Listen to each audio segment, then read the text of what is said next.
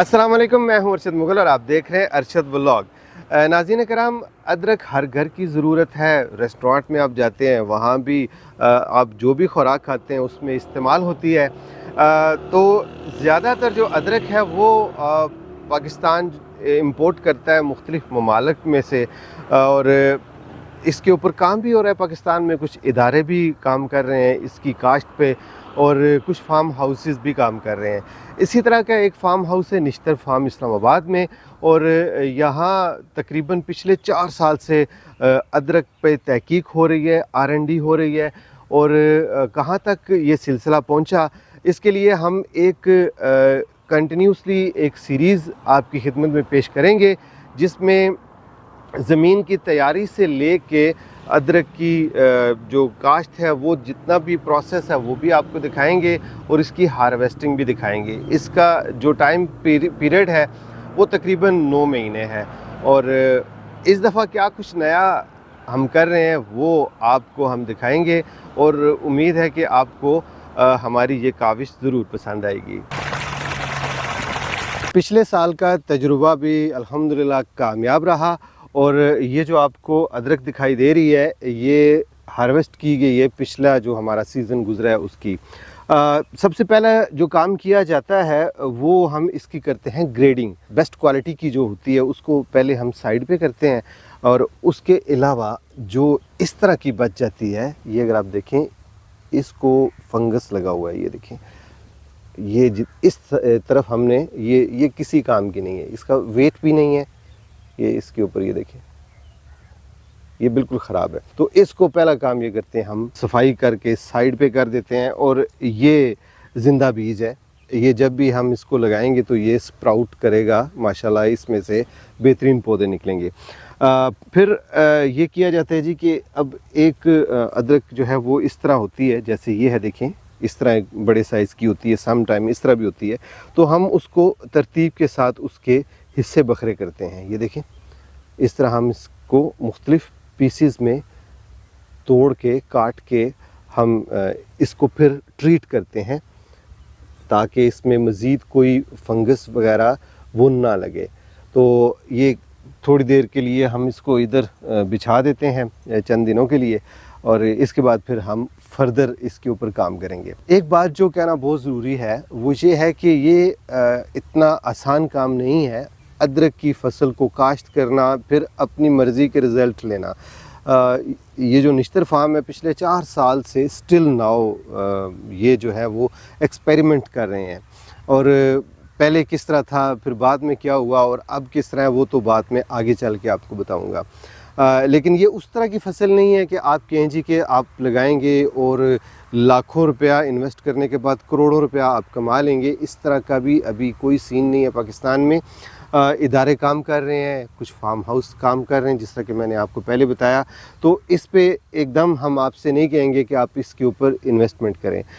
जो आसान तरीका है वो ये है कि आप एक्सपेरिमेंटल बेसिस पे 1 कनाल 5 मरले तक आप जो है वो अदरक काश्त करें, मंडी से अदरक ख़रीदें, वही आप वहाँ पे लगाएं, और जब आप समझें कि यार आप कामयाब हो गए हैं तो फिर फर्दर आप उसको आहिस्ता आहिस्ता बढ़ाएं। इसी तरह निश्तर फार्म में भी हमने ऐसा ही किया। पहले छोटे पैमाने पे था, फिर करते करते अब इसको हम थोड़े से बड़े स्केल पे लेके आए हैं। किसी भी फसल को काश्त करने से पहले जो सबसे अहम काम है वो है मिट्टी की तैयारी, यानी ज़मीन की तैयारी। ज़मीन की तैयारी में सबसे पहला काम आप हल चलाते हैं, ट्रैक्टर यूज़ करते हैं, और फिर उसके अलावा खाद इसमें इस्तेमाल की जाती है, खाद मिक्स की जाती है। तो इस मिट्टी में गोबर की खाद मिक्स की गई है, और तकरीबन 6 महीना पुरानी जो गोबर थी उसकी खाद को यूटिलाइज़ किया गया, और 1 एकड़ में तकरीबन 30 ट्रॉली हमने इसमें खाद को मिक्स किया।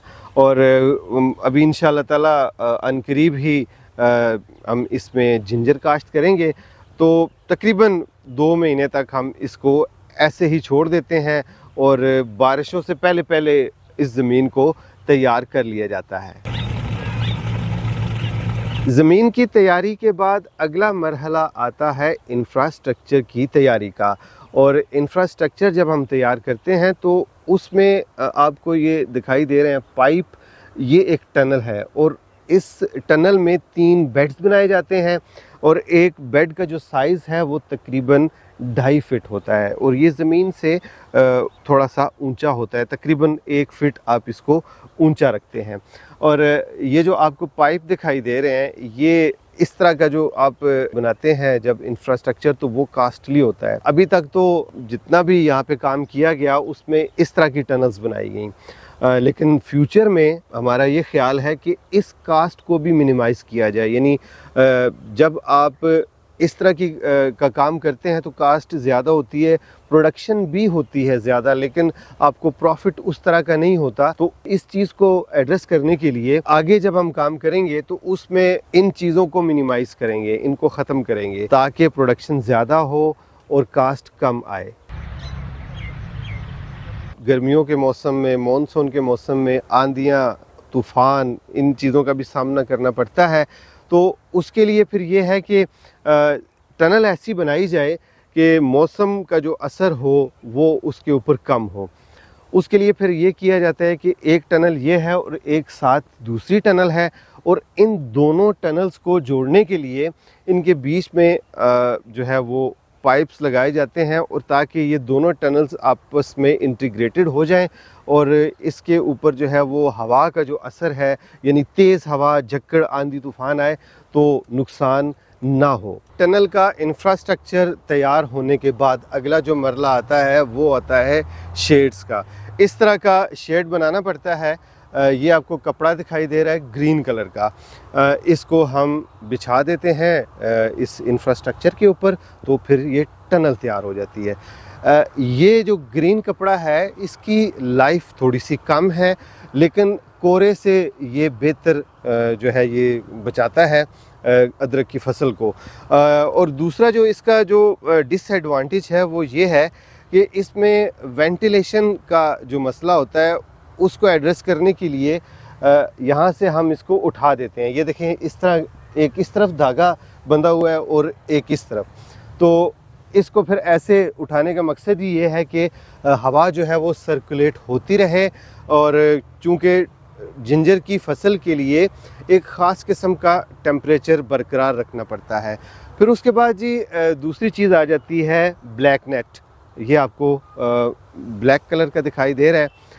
ये कंपैरेटिवली महंगा है, लेकिन ये बहुत ज़्यादा फ़ायदेमंद है। वो इस तरह के ये जाली नुमा है, अगर आप इसको गौर से देखें तो इसमें आपको उस तरफ की जो मिट्टी है जो टनल के अंदर वो भी आपको दिखाई दे रही है। तो इसमें जो इसका जो सबसे बड़ा बेनिफिट ये है कि अगर यहाँ का यानी इस टनल का अगर टेम्परेचर 35 है तो इसका टेम्परेचर 33 होगा। और इसके अलावा एक और फ़ायदा भी है इस ब्लैक नेट का, वो ये है कि जब आंधी तूफ़ान आएगा तो चूँकि इसमें सुराख ज़्यादा है, जाली नुमा है, इस वजह से इसके ऊपर जो असर होगा आंधी तूफ़ान का वो कम होगा, यानी ये डैमेज नहीं होगा ये। और जबकि इसकी अगर बात करें ग्रीन नेट की, इसका हमें थोड़ा सा खौफ और डर ये रहता है कि आंधी से इसको बचाना है। कैसे बचाना है? वो ऐसे ही बचेगा अगर इसका इंफ्रास्ट्रक्चर मजबूत होगा, तो तब ही ये आंधी में सरवाइव कर सकेगी। अदरक की काश्त में मल्चिंग इम्पॉर्टेंट फैक्टर है और इसके लिए हमने इस दफ़ा ये आपको जो घास दिखाई दे रही है इसको हम अपनी लैंग्वेज में दब कहते हैं। इसके पत्ते भी काफ़ी लंबे होते हैं, लेकिन आप जब इनको खींचते हैं ना तो ये आपकी उंगली को भी काट देता है। ये बिल्कुल ब्लेड की तरह होता है ये। तो पहले वक्तों में हमारे घरों में इसका झाड़ू बना के ख़वातीन इस्तेमाल किया करती थी सफाई के लिए, तो लेकिन हम लोग इसको इस्तेमाल करेंगे मल्चिंग के लिए। नाज़रीन, पिछले साल मैंने आपको बताया था कि सबसे पहला जो हम काम करते हैं इस तरह के बेड बनाते हैं और रेत को हम इस्तेमाल करते हुए इसके बीच में हम तकरीबन 1-1.5 इंच के फासले पे हम बीज को लगा देते हैं। ये देखें, ये आपको दिखाई दे रहा है ये बीज। तो लास्ट ईयर मैंने आपको बताया था कि हम इस तरह नर्सरी तैयार करते हैं, लेकिन इस दफ़ा ज़बरदस्त एक एक्सपेरिमेंट किया गया। हमने कंट्रोल्ड इन्वायरमेंट में बीज को काश्त किया फिर उसका रिज़ल्ट जो है वो बहुत ज़बरदस्त आया। जो नया तजुर्बा किया हमने उसमें इतनी लंबी चौड़ी कास्ट भी नहीं आई है। ये आप देख रहे हैं बास्केट्स, ये आम बास्केट है और इसमें इसी तरह रेत को रखा गया और हुआ कुछ इस तरह के रूम्स में हमने जो कंट्रोल टेम्परेचर था उसमें हमने इसको रख दिया और 1 महीना पहले जो है वो इसकी नर्सरी अल्हम्दुलिल्लाह तैयार हो चुकी है। तो ये जो बेड आपको दिखाई दे रहा है ये थोड़ा सा टाइम लगेगा, लेकिन ये अल्हम्दुलिल्लाह जल्दी तैयार होगी। आप ये कह सकते हैं कि पाकिस्तान में निश्तर फार्म की जो अदरक है 1 महीना पहले हम इसको काश्त करेंगे। जी नाज़रीन, अब आखिरी मरहला आ गया जी, वो है जी नर्सरी को हम ट्रांसप्लांट करेंगे ज़मीन में। और वो ये देखें, ये हमने रिसेंटली इसको ट्रांसप्लांट किया है। ये छोटा सा नन्ना सा आपको पौधा दिखाई दे रहा है। इसी तरह के पौधे इस बेड के ऊपर हैं और इसके बाद फिर हम ये जो दब है इसकी मल्चिंग ऐसे करके इसको कवर कर देंगे। और इस मल्चिंग का आपको मैंने पहले भी एक दफ़ा बताया था कि इसका जो सबसे बड़ा बेनिफिट ये होता है कि मॉइस्चर बरकरार रहता है इस ज़मीन में। जिसके ऊपर ये मल्च होगा तो उसका टेम्परेचर भी जो है वो आइडियल होगा इस जगह पे। पानी जो है उसकी भी कम ज़रूरत पड़ेगी। और हाँ, पानी की जहाँ तक बात है तो वो हम यहाँ इस्तेमाल कर रहे हैं ड्रिप इरिगेशन का जो सिस्टम है वो हमने लगाया हुआ है। ड्रिप इरिगेशन भी बहुत ही फ़ायदेमंद चीज़ है और अदरक के लिए सूटेबल है, क्योंकि उसमें एक तो पानी की बचत होती है और दूसरी बात ये है कि प्रॉपर जो आप इरिगेट कर सकते हैं हर प्लांट को। इस सीरीज़ की पहली एपिसोड उम्मीद है आपको ज़रूर पसंद आई होगी। अगर आपके जहन में कोई सवाल है तो आप कमेंट सेक्शन में क्वेश्चन कर सकते हैं, हम इंशाल्लाह आपको जवाब उसका ज़रूर देंगे।